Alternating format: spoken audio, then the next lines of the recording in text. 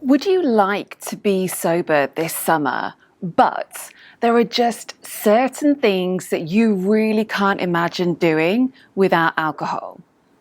So I had a very interesting conversation with one of my sober school students recently, and she brought up an example of this that I think you might be able to relate to. She is several months sober now, and with my support, my coaching program, and her own hard work, she is, on the whole, thriving and enjoying an alcohol-free lifestyle. I mean, she's been to weddings and gone on work trips and has successfully stayed sober through it all. However, there was just this one thing that she has coming up on the horizon that she really couldn't picture doing without drinking. So here's what it is. Every summer, she takes an annual trip with her sister to a beach house. It's just the two of them, and they enjoy spending this quality time together. No kids, no husbands, free from daily responsibilities. And what they've always done in the past is sit on the porch, look at the ocean, and drink wine together. But now she's sober, she's not sure what that trip will be like.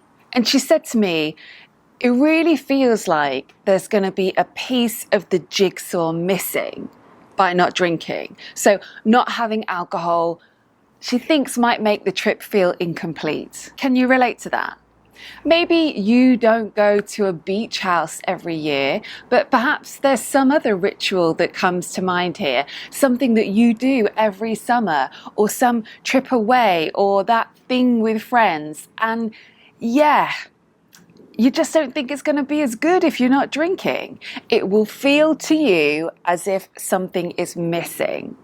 And it's okay if that's what you're thinking. That is normal and understandable. So let's talk about what you can do here, because there are actually two really important things you've got to know. First of all, your brain works a bit like the Google search engine.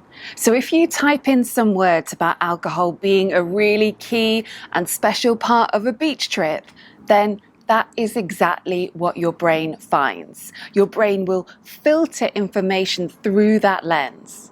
So if my client goes to the beach house thinking about how this isn't going to be as good because I'm not drinking, well, then she will subconsciously seek out evidence that supports that.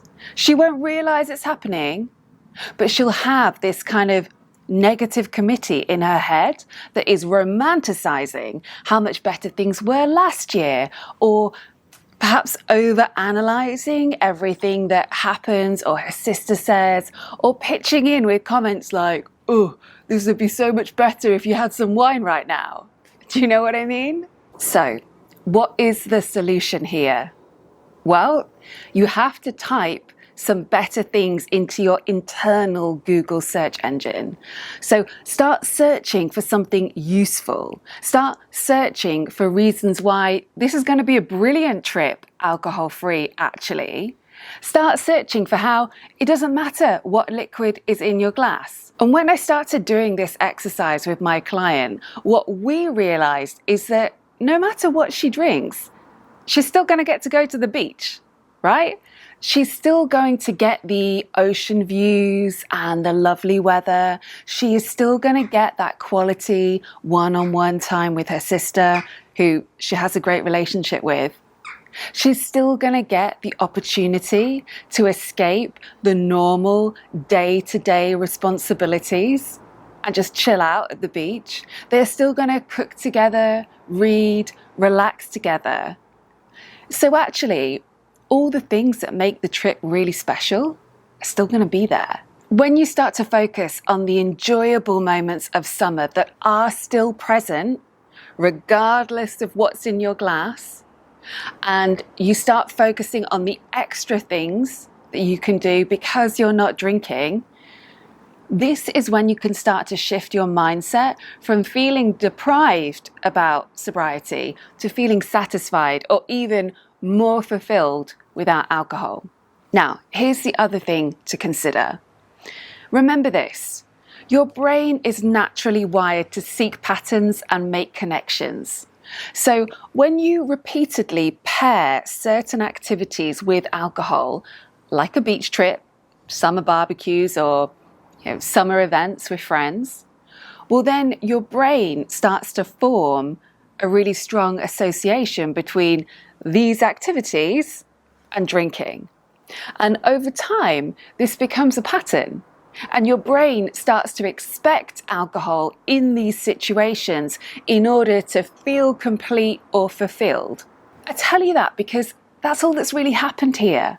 An association has been formed. But the good news is that we can retrain and rewire our brains to form new patterns and new associations. It just takes a little practice and a willingness to do something new.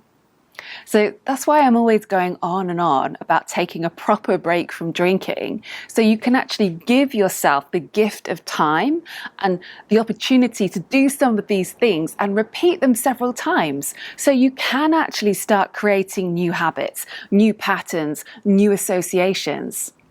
It just takes a little bit of time, and you've got to give it a fair chance. Give it time for the magic to happen. So the key message of this video is, don't believe your thoughts and watch out for your brain when it's off Googling stuff that is bringing up results that aren't going to serve you and will have you putting your focus on the wrong things. And also, like I said, give yourself the gift of time to practice being sober and letting yourself create some new routines and some new things that you love to do. You could make some great summer memories here. So I'm wishing you a great week ahead and a great sober summer.